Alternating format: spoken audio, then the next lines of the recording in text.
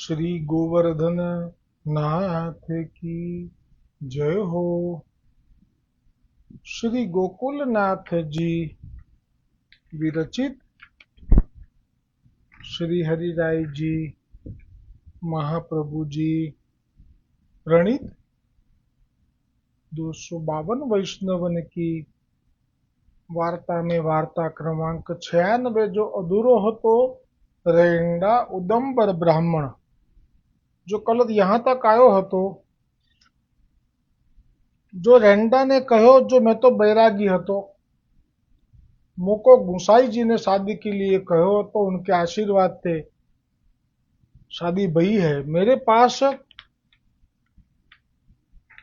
जो कुछ है, ये घर में जो वैभव है, द्रव्य है, सो सब तेरे बाप को दियो हुए है।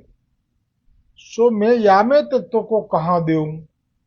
કેટલો વિવેક છે કે મારે લગ્ન થયા પછી પત્નીને જે આપવાનું હોય કંઈ પણ મંગલસૂત્ર કે જે પણ મારી પાસે તો કંઈ છે નહીં। જે 12% હતા એ તો ત્યાં પતી ગયા ગોકુલમાં। હું તો અત્યારે મારી પાસે કંઈ છે નહીં, પણ છતાંય મને ગુસાઈજીએ આપેલું એક બીડું છે, પાન બીડું। परंतु एक बीड़ा श्री गुसाई जी मोको दिए है, तामे ते आधो में तो को देत हूं, या बिराते तेरो कल्याण होईगो। आ शब्दों જ્યારે ભક્તના વૈષ્ણવના મુખમાંથી પ્રગટ થાય ને કે તેરો કલ્યાણ હોઈગો, આ શબ્દો વારંવાર પ્રગટ ના થાય। એ જાણતા હોય એમની સાથે રહેવાવાળા। એટલે એની પત્ની છે ને એ પણ દૈવી છે, એટલે સમજી ગઈ કે આ તો આટલી જલ્દી કૃપા થઈ ગઈ મારી ઉપર। કેમ કે એમની રહેણીકરણી, એમનો ઓજ, એમનું તેજ એ બહુ જ અલૌકિક હતું। અને હંમેશા અલૌકિક તેજ સંપન્ન જે છે વ્યક્તિ એ છુપી ના રહી શકે। એ છુપાવા જાય તો પણ એ તેજ છુપાય નહીં, એ પ્રગટ થઈ જ જાય સમયે સમયે। એટલે એ સમજી ગઈ હતી, પણ એ માગે કેવી રીતે?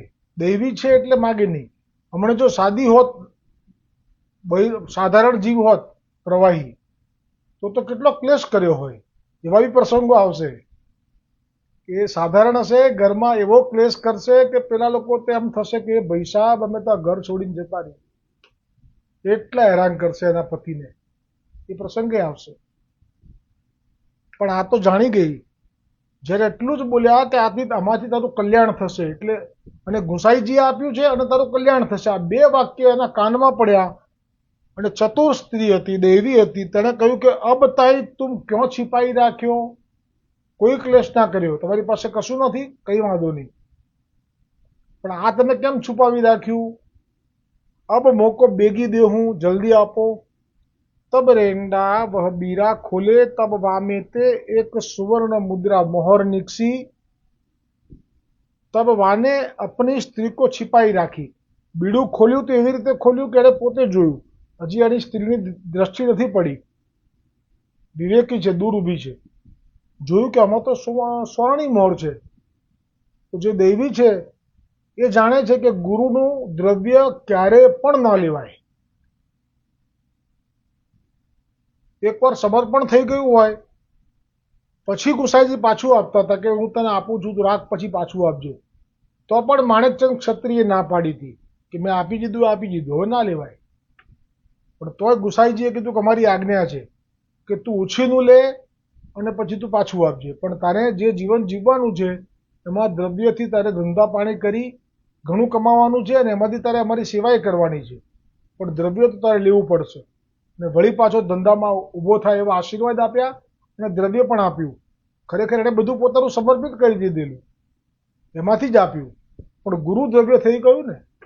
આ મહિમા ગુરુ દ્રવ્યનો છે કે જે મોર જોઈને હવે શું સ્થિતિ થઈ ઉદમ્બરની। तब अपने मन में विचार्यो, जो स्त्री को द्रव्य में बहुत लोभ होत है, आ तो बधाए वैष्णवों ने खबर हशे, और यह मोहर श्री गुसाई जी की है, सो वहां पहुंचावनी है। એટલે જોયું ગુસાઈજીએ પાન બીડામાં મોહર મૂકી। કેમ મૂકી? ઉદમ્બરને તાપ થયો, ગુસાઈજીના ચરણથી દૂર જવું નથી, ગુસાઈજી પણ જાણે છે કે એનો તાપ સાચો છે, પણ આપણે જે પ્રસંગ આવેલો એમાં કહેલું ગોકુલનાથજીએ, હરિરાયજીએ કે એ દૈવી સ્ત્રી છે, એનો પણ અંગીકાર કરવો જરૂરી છે. પણ એનો અંગીકાર કરાવવા માટે એને આવવું પણ ના પડ્યું. આ એક એવો પ્રસંગ છે કે આ દેવીજીનો ઉદ્ધાર આપે આ વૈષ્ણવને જ આજ્ઞા આપીને કરાવડાવી લીધો.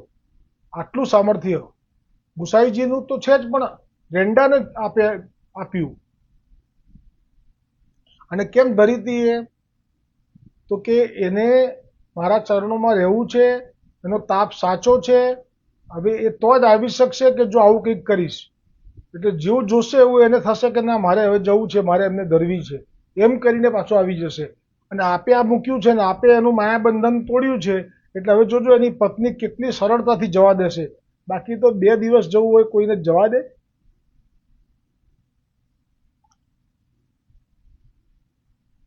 पाछा बीरा खोली के स्त्री को आधो दियो, आधो आप लियो, ता दिनते स्त्री को भक्ति भाव उपज्यो और स्त्री को गर्भ રહ્યો. આ બીજું રહસ્ય. એ જે બીડું આપ્યું હતું એ લેવાથી ગુસાઈજીની કૃપાથી અલૌકિક પુત્રની પ્રાપ્તિ થશે.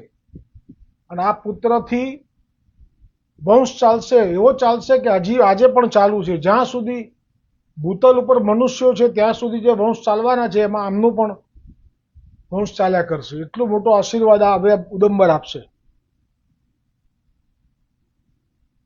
સ્ત્રી કો ગર્ભ રહ્યો, સો બેટા ભયો, પાછે વહ લહરી કા બડો ભયો, તબ રેંડાને વાકો જનેઉ ધર્યો. બ્રાહ્મણ છે ને, જો બધા કર્મો કરે છે. ताके दूसरे दिन श्री गोकुलनाथ जी श्री गोकुल ते पधारे. केवी व्यवस्था थाय छे पोताना निजजनो माटे. હવે બ્રહ્મસંબંધ જે બાકી છે પુત્રનો અને પત્નીનો, એ બેનો નંબર લાગી ગયો. કારણ કે હવે સેવા કરવાની થશે ને, ઉદંબર ચાલશે. એટલે ઉદંબરને માથે પધરાવેલી ગુસાઈજીની જે ઠાકોરજીના નમણીત પ્રિયાજીનું જે શૃંગાર આપ્યું હતું સ્વરૂપ માટે, સ્વરૂપ નિમિત્તે, હવે એની સેવા આને કરવાની આવશે. એટલે આ બધું સમયસર થાય છે. કોઈ વિચારવાનું નહીં પુષ્ટિ માર્ગમાં આવ્યા પછી કે અમારું લૌકિક કે અલૌકિક થશે. બધું આ જુઓ જાતે થયું. કોણ પધાર્યું? બોલો ગોકુલ નાથ કી જય હો. તાકે દૂસરે દિન જનેऊ धर्यो, दूसरे ही दिन श्री गोकुलनाथ जी श्री गोकुल ते पधारे. गुजरात सो कपड़ वनज पधारे. तब रेंडा ने प्रथम सो सब समाचार श्री गोकुलनाथजी आगे कहे કે કેવી રીતે આવી રીતે હું શરણે ગયો, પછી મને આજ્ઞા કરી, પછી હું રમણ દેતી ગયો, પછી મને આવી કૃપા થઈ પણ મને જીરવાઈ નહીં, બધી વાત. તબ અને પછી સુવર્ણ મુદ્રા આપી હતી, નીકળી, આ બીડું પ્રસાદી ધર્યું, પછી પુત્ર પ્રાપ્તિ થઈ.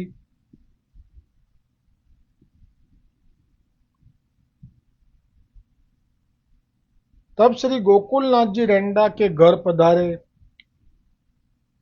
એટલે કપડ વનજમાં પધાર્યા હશે, પછી ત્યાં ગયા અને પધરાવી લાવ્યા, અને પછી બધી વાત કરીને પધરાવી લાવ્યા. ઓ ફૂલમાળા કે દર્શન કરે.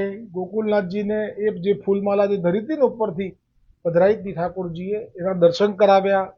દર્શન કર્યા ગોકુલનાથજીએ. નેત્રો સો લગાએ. ગોકુલનાથજીએ આપમાં નેત્રોથી એ માળા જે લગાવ્યા. पाछे रेंडा ने श्री गोकुलनाथ जी से विनंती करी, जो राज स्त्री और पुत्र को ब्रह्म संबंध कराओ. तब श्री गोकुलनाथ जी ने स्त्री और पुत्र को ब्रह्म संबंध कराए. और वह रेंडा की ज्ञाति को ब्राह्मण घर में रहत हूँ तो सो रेंडा के संग ते उन्हू के मन में आई, जो श्री गोकुलनाथ जी के सेवक हूँ. એને સંગ થયો વૈષ્ણવનો એટલે મનમાં થયું. तब उह रेंडा सो कहो, जो तुम हमारी औरतें श्री गोकुलनाथ जी को विनंती करो, जो हम हु को अंगीकार करे. तब रेंडा ने उन ब्राह्मण सो कही, जो तुम हमारे संग चलो. तब ब्राह्मण 10-5 मिली के रेंडा के संग चले. सो रेंडा ने श्री गोकुलनाथ जी सो विनंती करी, जो महाराज इन ब्राह्मणन को कृपा करी के नाम दीजे. જોયું બ્રહ્મસંબંધનું કોના માટે કીધું? પોતાની પત્ની અને પુત્ર માટે. કેમ કે ગુસાઈજીની કૃપાથી સામર્થ્યવાન થઈ ગયા. હવે કોણ લીલાના છે કોણ નથી એ પણ આપણને વિવેક દ્રષ્ટિ થઈ ગઈ. એટલે એમના માટે બ્રહ્મ સંબંધની વિનંતી કરી. આમના માટે કઈ વિનંતી કરી? કૃપા કરી કે નામ દીજે. નામ દીજે એમ કે એટલે બે ભાવ થાય. એક નામ દીજેનો અર્થ થાય નામધારી, એટલે લીલાનો જીવ ના હોય. જેમ કે વિઠ્ઠલદાસ કાયસ્થ હતા, એમને જ્યારે હાકીમે જેલમાં પૂર્યા અને પેલા બે નામધારી બ્રાહ્મણ આવ્યા, અને નામધારી એટલે કે ગુસાઈજીથી નામ પામેલા હતા એવા, અને એમને ઘરે કન્યા માટે દ્રવ્યની જરૂર હતી અને આવી રીતે દાન કરતા હતા વૈષ્ણવોને, એટલે આવ્યા પણ જેલમાં જોયા એટલે પાછા જતા હતા. પછી આપણે કીધું કે ના ના બોલો બોલો શું, તો કે આ જરૂર હતી. તો જે નિયમ હતો એ ચૂકવવાનો, એ આયુ દ્રવ્ય એવું આ લોકોને આપી દીધું નામધારીને, એટલે એમનું વિવાહનું બધું કરાવડાવી લીધું. એટલે તો એને કોરડા મારવાના થયા કે તારું ગયું ક્યાં, તે આયેલું કેમ, કોને આપ્યું, ને પછી કબૂલ કર્યું, કબૂલ કરાવડાવ્યું. પછી જાણ્યું કે આ તો આટલો મહાન વ્યક્તિ છે કે જેણે પોતાના ધર્મ સાચવવા માટે આવો ભૂલ કરી, એમ કે અપરાધ કર્યો એણે કાયદાનો. પછી એને છોડ્યા ખરા. પણ એ વખતે હરિરાયજીએ કહ્યું છે ભાવપ્રકાશમાં કે આ બે વૈષ્ણવ નામધારી હતા, એ લીલા સંબંધી નહોતા. જ્યારે અન્ય પ્રસંગોમાં એવું આવે છે કે નામધારી હોય, કેમ કે સેવા ના પધરાઈ હોય એટલે, પણ તોય લીલા પ્રાપ્તિ થાય. એટલે નામધારીમાં પણ બે ભાવ છે. તબ એટલે કહ્યું કે इन ब्राह्मणन को कृपा करी के नाम दीजिए.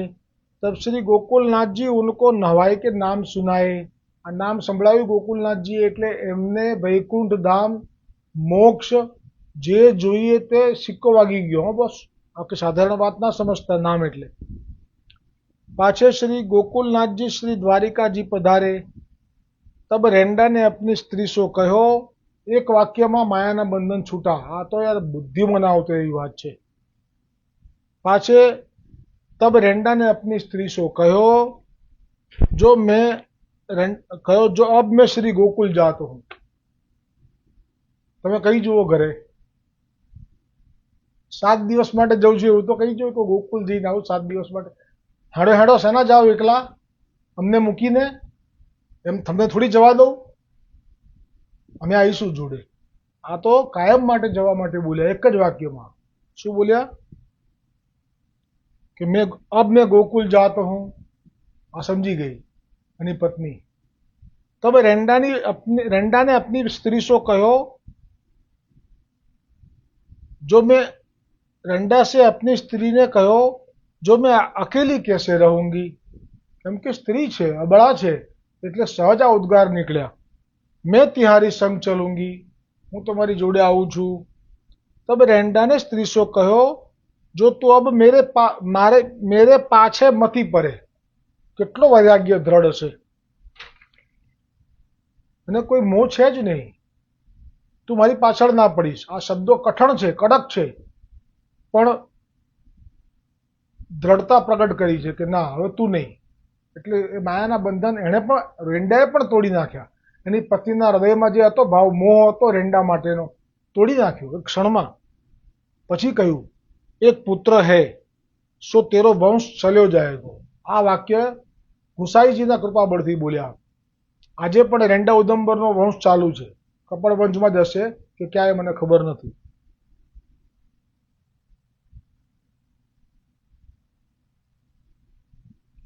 તું સેવા ભલી ભાંતિ સો કરીઓ.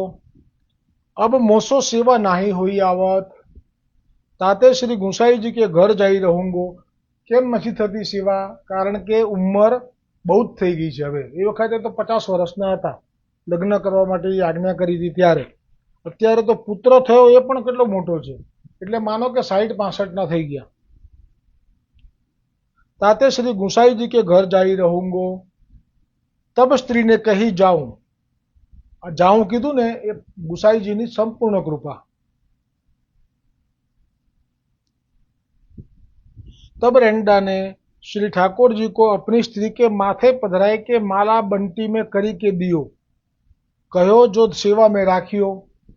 माला એટલે જે માથે પધરાવી હતી ને પેલા ઠાકોરજી એ. और सेवा भली भांति सो करियो और एक पुत्र को वंश चलो जाएगो. यह कही के रेंडा वह श्री गुसाई जी की मोहर लेके तहां पे चले. सो रात्रि दिन कल न पड़े રાત દિવસ ચેન નહોતું પડતું ક્યારે પહોંચી જવું ગુસાईजीના ચરણોમાં। ऐसी आरती श्री गुसाई जी के दर्शन को भई सो कछुक दिन में रेंडा श्री गोकुल आए। श्री गुसाई जी के दर्शन किए सो श्री गुसाई जी गाजी तकिया पर बिराजे हते। तब रेंडा आई के श्रीफल आगे धरी दंडवत किए। ए जमाना में आવું હશે श्रीफल। तब श्री गुसाई जी रेंडा के ऊपर बहुत प्रसन्न भये। पूछो जो रेंडा तेरो ब्याह भयो? બધું આપે કરાવ્યું છે તો પૂછે છે।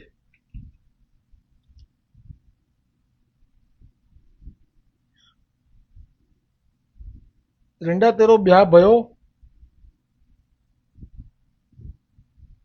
तब रेंडा ने विनंती करी जो महाराज ब्याह भयो और एक लड़िका हूँ भयो और यह एक मोहर आपने बीरा में धरी के दीनी हती सो राखो। पाछे कहो जो महाराज हम तो जीव है, कहूँ लोभ करी के आपकी मोहर खर्च करते तो हमारो सगरो धर्म नष्ट हुई जातो।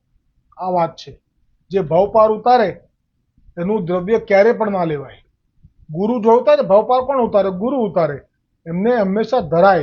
जे भाव पार उतारे एमनी सेवा थाय। तनुजा वितजा के मानसीमा जेवी रीते महाप्रभुजी आप मुरमुरानो भाव कर्यो तो मानसीमा जाणी गया एवी रीते नागजीए तनुजा सेवा करी, द्रव्यनी सेवा करी, वितजानी सेवा करी नागजी भट्टे ने हरि दामोदरदास सरसानीजीए तनुजा सेवा करी, कृष्णदास मेघनजीए, रामदास सांचोराए।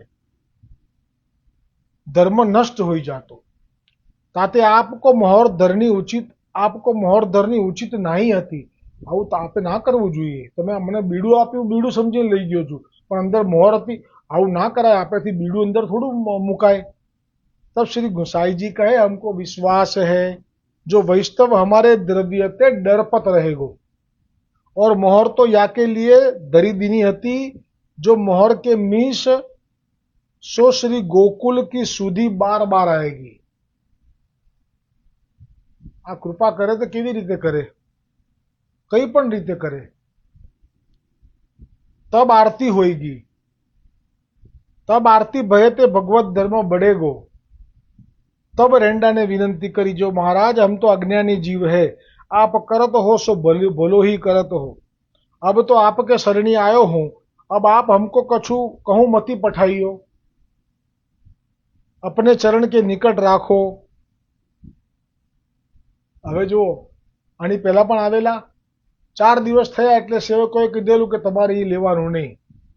પછી આપની રીતે લેતા હતા બધું કરીને। પછી જાણી જોઈને ગુસાઈજીએ પૂછેલું કે તમે કેમ દેખાતા નથી? ત્યારે હૈયા વરાળ કાઢી હતી કે બોલો આપના સેવકોએ મને 4 દિવસ થયા ને પછી આવું કહી દીધું કે તમારે લેવાનું નહીં। પછી ગુસાઈજી કહ્યું તારી પાસે છે? તો કે હા। તો પછી તું અલગ જ લેજે। એ બરાબર? હવે આખી પરિસ્થિતિ ફરી હો। तब श्री गुसाई जी कहे अब तो को कहूं न पठाएंगे, अब तुम वृद्ध भये, सेवा बने सो करो, जे थीवा थाए करजे। प्रसादी रसोई में महाप्रसाद लेऊं। तब रेंडा ने कही जो महाराज प्रथम तो न्यारी रसोई करीने क्या करीने क्या आज्ञा करी हती, अब महाप्रसाद लेवे क्या आज्ञा करत हो? ताको कारण कहा है। तब श्री गुसाई जी कहे तब तिहारे शरीर में सामर्थ्य हतो, शरीर में बल हतुं, तासो न्यारी रसोई करी के आज्ञा दिए हते। अब महाप्रसाद की आज्ञा करत है। એટલે કે અમે આજ્ઞા કરીએ જે કે તારી પાસે અત્યારે સામર્થ્ય નથી શરીરમાં। અને હરિરાજજી કહે છે ભાવ પ્રકાશમાં કે यह कही श्री गुसाई जी यह जताए जो सामर्थ्य होय तो हमारो ले तो बाधक होय। अब तुम अशक्त भय ताते अब तुमको बाधक नहीं, सुखेन महाप्रसाद लेऊ। तब रेंडा श्री गुसाई जी की आज्ञा मानी के हमें तो जोईतुं तुं वैदे कीधुं। आज्ञा मानी के भंडार में बिना चोनी करी आवे, એટલે કઈ ને કઈ સેવા કરતા રહે। શ્રી ગુસાઈજી की सेवा करे, तनुजा खवासनी जे करता था ते साग घर फूल घर में घरी घरी होई आवे, या भांति सो निर्वाह करे। जो गुसाईजी ने गरडो जीव आवे छे ने तो पण एमने माटे प्रेम तो एटलो ज छे। श्रीनाथजीना चरित्रमा पाथो आवशे ने पाथो, એ ગુસાઈ ગોવર્ધનનાથજી માટે બહુ પ્રેમ હોય છે એને તો શરીરે એટલું બધું ભારે, ઉંમર પણ થઈ ગયેલી, પણ તોય ઠાકોરજીનો જે પ્રેમ છે ને એમાં વાસના નથી, શુદ્ધ પ્રેમ છે। ગુસાઈજીનો શુદ્ધ પ્રેમ છે। એમને ગરડો થઈ ગયો એટલે ગરડો નથી દેખાતો, એમને તેમનો વાલો અને શુદ્ધ જીવ દેખાય છે. હવે વાર્તા પ્રસંગ એ 3 છે એ આવતીકાલે આવશે, સાથે આ વાર્તા પ્રસંગ પૂરો થશે. અને પછી જે વાર્તા પ્રસંગ આવશે એ ગુજરાત કે સાડી બેચી કે સામગ્રી લાવ્યો એ પ્રસંગ આવશે. દ્રઢ ઇન ચરણન કેરો ભરોસો, દ્રઢ ઇન ચરણન કેરો, શ્રી વલ્લભ નખ ચંદ્ર છટા બિન, સબ જગ માજુ અંધેરો ભરોસો, દ્રઢ ઇન चरणन केरो, साधन और नहीं आकली में, जासो होय निबेरो, सूर कहाँ कहे द्विविधया धरो, बिना मोल को चेरो भरोसो, दृढ़ इन चरणन केरो, दृढ़ इन चरणन केरो भरोसो, दृढ़ इन चरणन, दृढ़ इन चरणन, दृढ़ इन चरणन केरो. श्री गोवर्धन नाथ की जय, वल्लभाधीश की जय, श्री गुसाई जी परम दयाल की जय, श्याम सुंदर श्री अम्ने महारानी जी की जय, वल्लभ कुल परिवार की जय, अपने अपने गुरुदेव की जय, पुरुषोत्तम मास की जय हो.